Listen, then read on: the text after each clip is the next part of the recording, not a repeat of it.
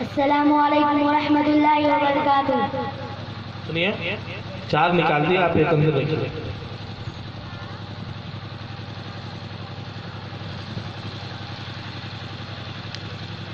पहला सवाल नंबर 33, रमजान के रोजे की नियत यूं करे। बिस्मिल्लाहिर्रहमानिर्रहीम बिसौमिन गदिन नवैतु मिन फर्ज़ि रमजान। दूसरा सवाल नंबर 1, सोते वक्त की दुआ। अल्लाहुम्मा बिस्मिका अमूतु व अहया। तीसरा सवाल नंबर 27, कब्रिस्तान में पहुंचने पर यह दुआ पढ़े।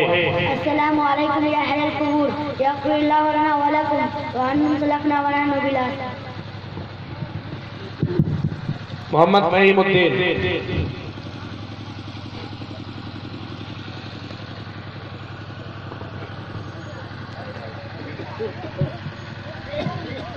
अस्सलामु अलैकुम रहमतुल्लाहि व बरकातुहू। एक और 3 ही निकाले, 2 ही निकाले।